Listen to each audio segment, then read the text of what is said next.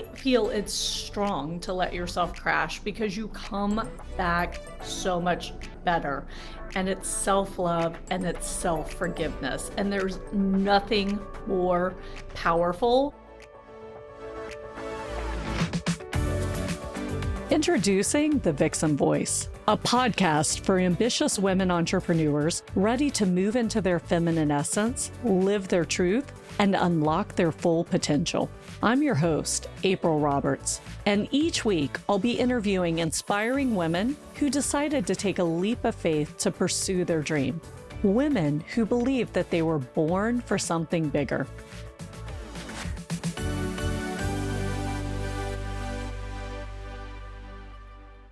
Hi, everyone, and welcome to The Power of the Pivot.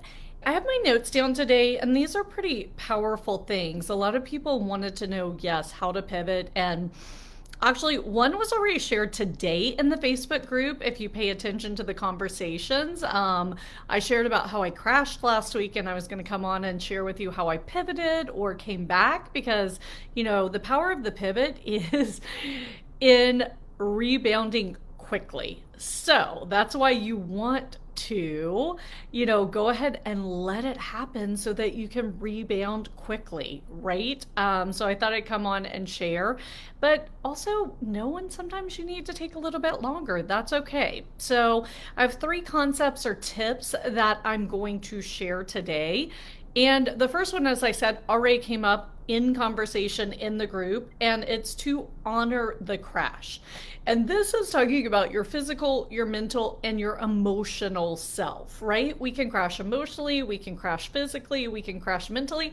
And a lot of times when we crash, we need to crash in all 3 ways. And so it's interesting because when I was younger, I don't know why, I intuitively understood this concept. When I was in law school, you had to run hard being in law school. There was a lot of work to do. You were flying around the country interviewing for jobs. And on top of that, I actually had a social life and would go work out.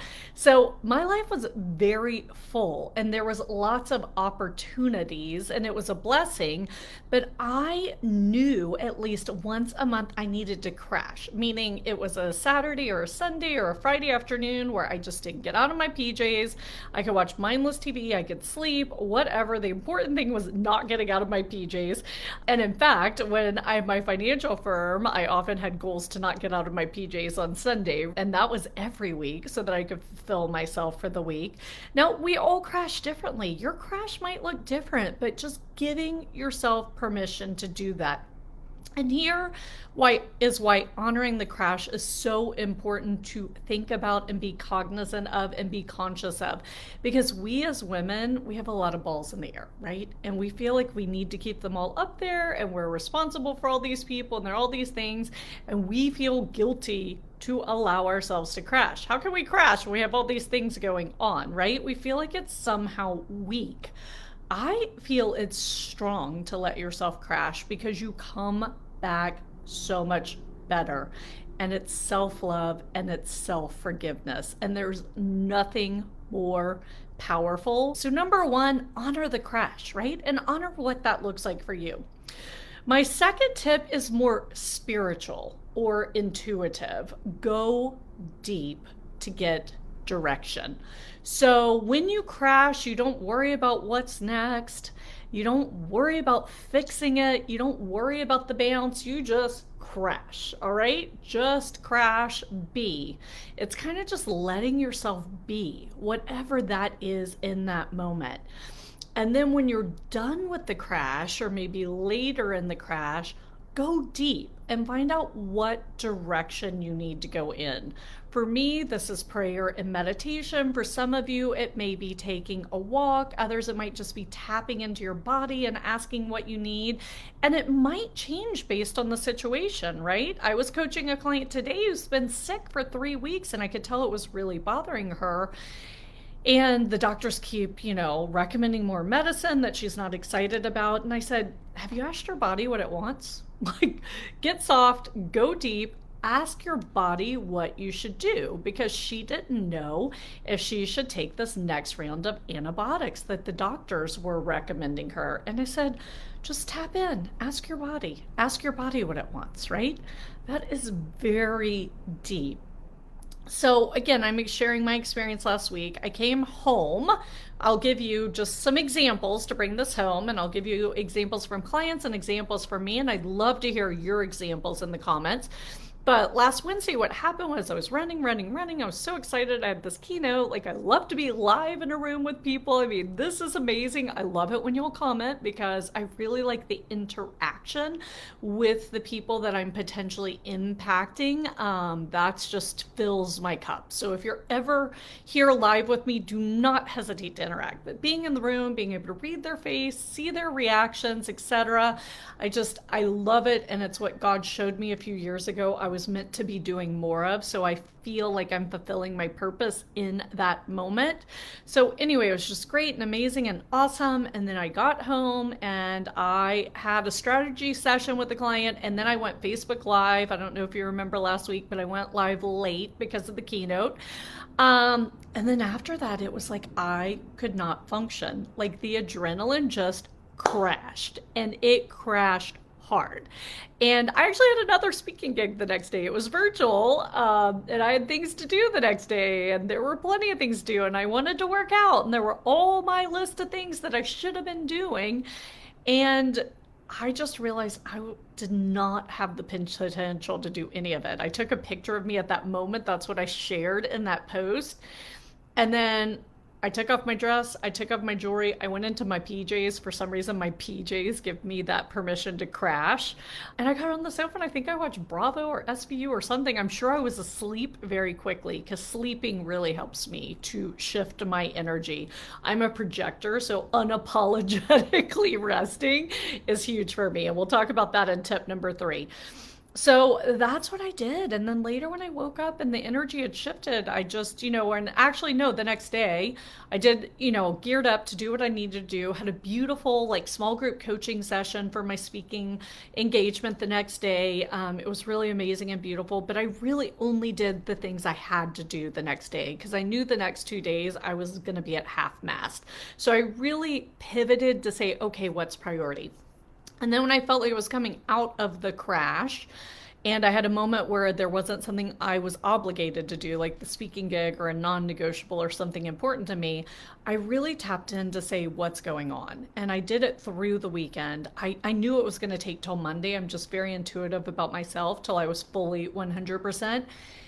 Then I tapped in and I was like, okay, what's going on? What do I need? And it came to me simplicity. I need to simplify a lot of things. And then Monday I was on a call with a woman putting on a summit for me, and she wanted me to make a new offer at the summit. I was like, nope, I have my 3 offers. That's it. Like, I want to pivot simple. I don't want to complicate things, right? So I had a lot of clarity on where to go.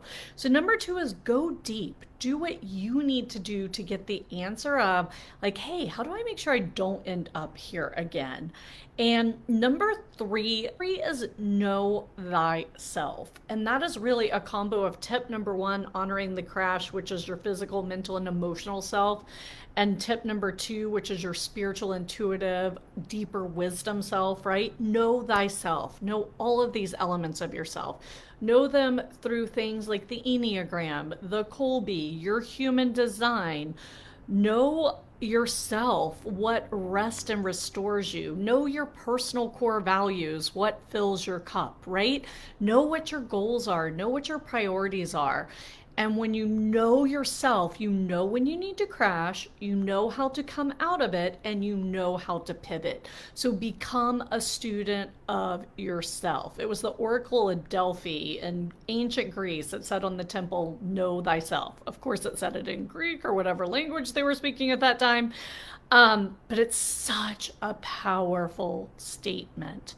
So know yourself. And that also includes knowing your purpose, because when you're on fire with purpose, nothing can stop you. So in honor of this session and me sharing what went on, I'd love to offer you, if you need a plan for how to pivot better, I'm going to drop the link below for my 20-minute chat. I don't offer these much anymore because my calendar is blessingly full, but I really feel called to offer, hop on a call with me. We're not going to put your plan together then. It takes a little bit more, but hop on the 20-minute call and let's talk about how we can help you get a plan in place. It might be through coaching, it might be through spiritual counseling, it might just be like a quick session you need with me, or I might could point you in a direction, right? But take me up on this 20 minutes complimentary. Share with me what's going on, where you feel you might need to pivot, or if you've crashed recently and how you've handled it. And let's just get your customized plan in place so that you can honor the crash, then learn to go deep in a way that's meaningful to you to get the answer of what direction to come out of the crash. And then third, really knowing yourself, know thyself. So anyway, looking forward to chatting with you. Again, please take advantage of this. We're very serious about having this conversation. It's a complimentary conversation. And then either I'll point you in a direction or we'll talk about how we could potentially work together to put this plan together for you. All right, talk to you soon. Have a great day. Bye. Thanks again for listening to the podcast. If you enjoyed today's episode, be sure to hit subscribe so future episodes are automatically downloaded directly to your device. And if you want access to today's show notes, including links to all the resources we mentioned, visit vixengathering.com/podcast. Thanks again for listening, and I'll catch you next week for another episode of The Vixen Voice.